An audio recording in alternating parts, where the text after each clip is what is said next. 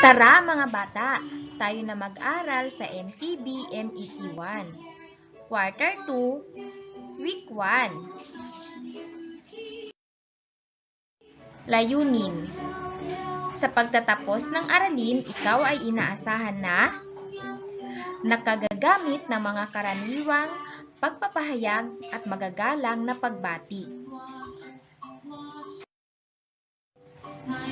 Naibibigay ang gitnang tunog, pantig ng mga pangalan at ng larawan na nagsisimula sa letrang B at T.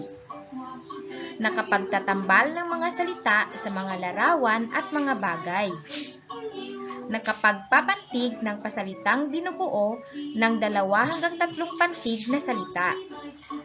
Nakababasa ng mga salita, parirala at pangungusap na may tamang bilis, hagod ng boses at ekspresyon. Magandang araw mga bata! Kumusta kayo?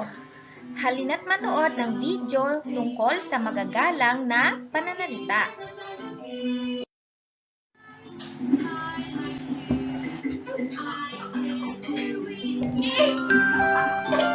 Magagalang na pananalita at pagbati.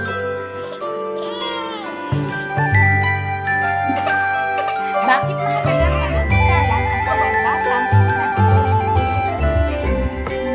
Mga halimbawa na magagalang na salita. Po at opo.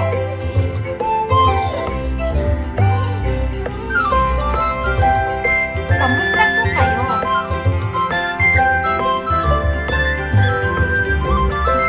Mano po?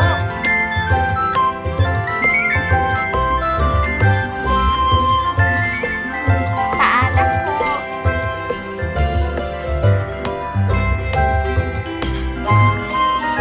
Mag-iingat po kayo.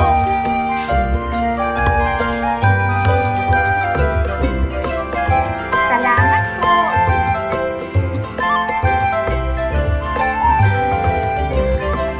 Walang anuman po.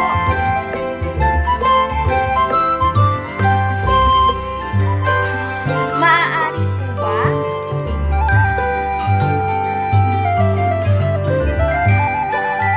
Paumanhin po.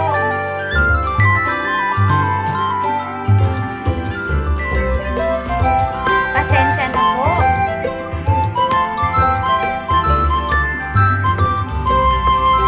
Patawad po.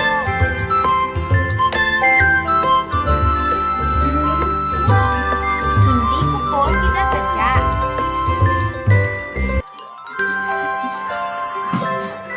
Magandang umaga po.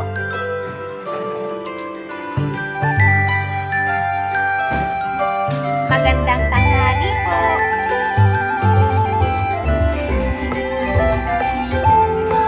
Magandang hapon po.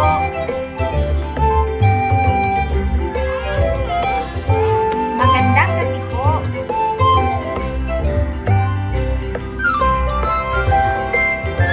Magandang araw po.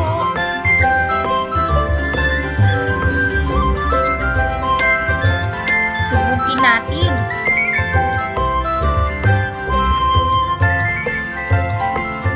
Binigyan ka ng iyong ate ng isang regalo. Ano ang sasabihin mo? Natapakan mo ang sapatos ng iyong kaklase. Ano ang sasabihin mo? Dumating ang iyong lolo at lola galing bakasyon. Ano ang sasabihin mo? Aalis na ang iyong ama upang pumasok sa kanyang trabaho. Ano ang sasabihin mo? Nakasalubong mo ang iyong guro habang naglalakad ka papasok sa paaralan. Ano ang sasabihin mo? Mga bata, labis na tandaan na kailangan taglayin natin ang pagiging magalang sa kilos at pananalita. Mga bata, ano-ano ang mga magagalang na pananalita na ginagamit mo kapag kausap sila nanay, tatay, lolo, lola, ate, kuya, at iba pang nakatatanda sa iyo? Ating sagutan ang paunang pagsubok. Piliin ang letra ng tamang sagot at isulat sa sagutang papel. Unang bilang, nakasalubong mo ang iyong guro sa tanghali. Paano mo siya babatiin? A. Magandang umaga. B. Magandang tanghali. C. Magandang gabi. Ikalawang bilang, alin sa mga salitang ang may gitnang tunog at pantig na B? A. Ubos. B. Bata. C. Basa. Ikatlong bilang, alin ang tamang pantig ng salitang lumabas? A. B. C. Pang-apat na bilang, alin sa mga sumusunod na panghalip panaong isahan ang dapat gamitin upang mabuo ang pangungusap? Puwang si Tito, 6 na taong gulang at nasa unang baitang.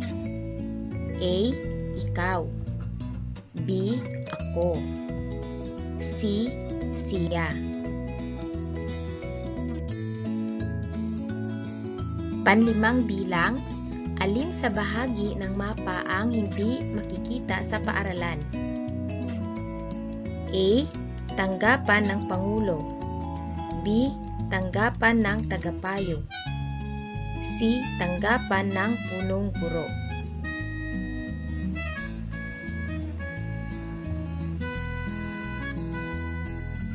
Mahusay, nasagot mo ang paunang gawain.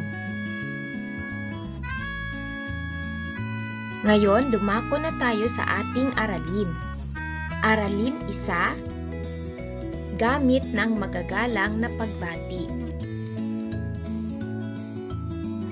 Mula sa iyong napanood, ano-ano ang mga magagalang na pagbati ang napanood at napakinggan mo sa video clip? Bigkasin natin. Magandang umaga, nanay. Magandang hapon, tatay. Magandang tanghali, ate. Magandang gabi, lolo.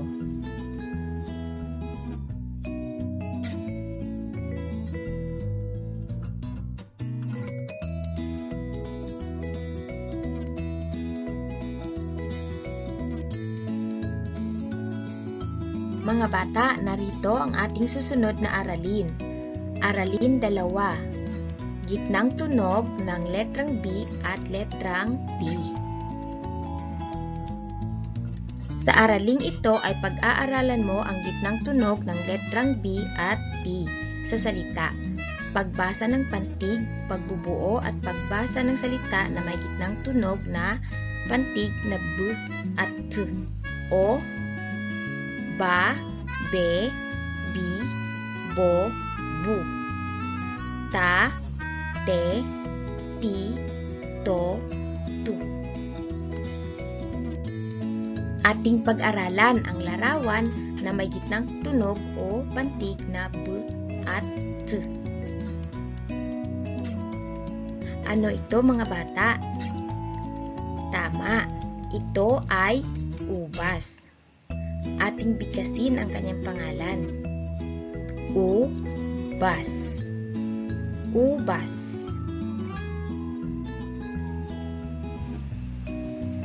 Ano naman ito, mga bata? Tama, yan ang ating mata. Ating bigkasin.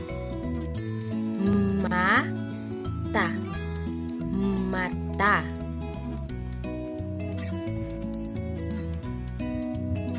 Basahin ang iba pang mga larawan na may gitnang tunog o pantig na B. Ano ito, mga bata? Tama, ito ay sibuyas. Ito naman ay kubo. Ito ay tubo. Ito naman ay labi. Ito ay lobo. Basahin ang iba pang mga larawan na may gitnang tunog o pantig na T. Ito ay nata. Ito ay inuming pampalusog. Tama, ito ay gatas. Ito ay isang isda. Ito ay hito. Ito ay bato. Ito naman ay mata. Aralin 2.1. Pagtatambal ng salita.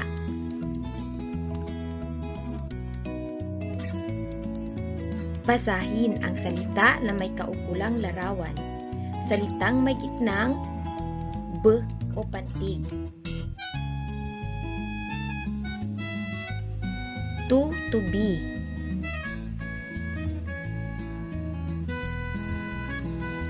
Kabibe. Baboy. Ibon. Basahin ang salita na may kaukulang larawan. Salitang may gitnang t o pantig. Kamote.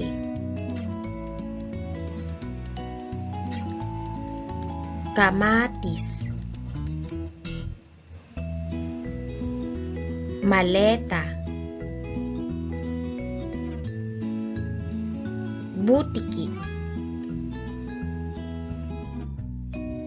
Aralin 2.2. Pagpapantig ng mga salita.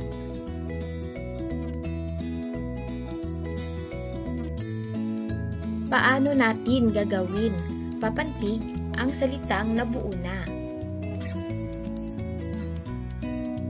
Basahin ang mga salita na may gitnang pantig na ba, be, bi, bo, bu at papantig na pagbasa.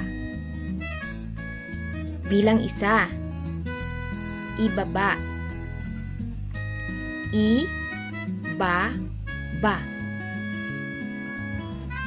Bilang dalawa. Mababa. Ma, ba, ba.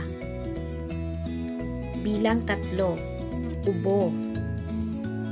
U, bo.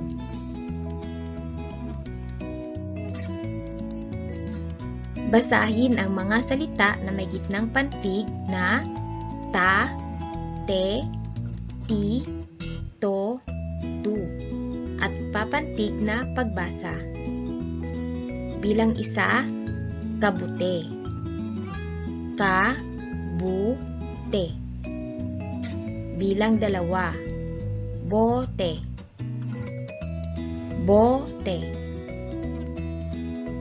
Bilang tatlo, to be. To be. Tandaan, ang salita ay pinaghihiwalay ayon sa pantig sa isang salita. Aralin 2.3. Pagbasa ng mga salita, parirala, pangungusap. Basahin natin ang mga salita, parirala, pangungusap. Kabute. May mga kabute. May mga kabute sa. May mga kabute sa balete.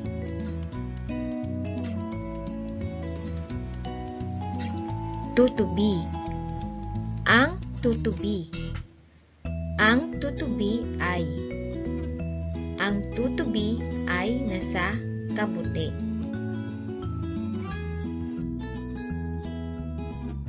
Ngayon ay handa na kayo sa pagsagot sa ating gawain. Gawain isa, gamit ng magagalang na pagbati. Para sa bilang 1 hanggang 4, hanapin ang wastong gamit ng magalang na pagbati na naaayon sa larawan. A. Magandang gabi. B. Magandang umaga. C. Magandang hapon. D. Magandang tanghali.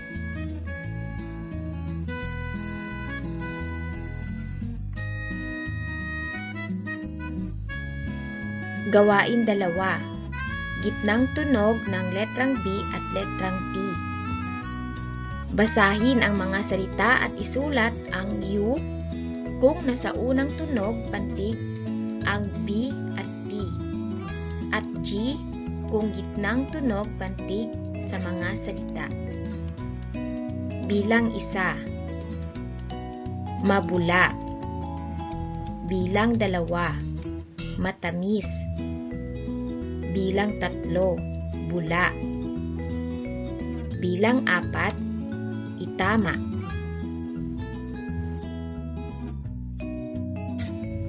Gawain 2.1. Pagtatambal ng mga salita. Hanapin sa loob ng kahon ang tamang salita upang maitambal ito sa ipinakitang larawan.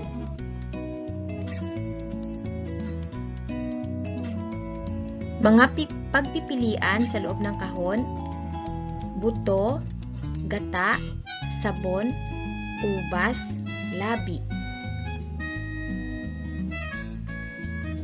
Isulat ang inyong sagot sa loob ng kahon para sa bilang 1 hanggang 5. Gawain 2.2. Pagpapantig ng mga salita.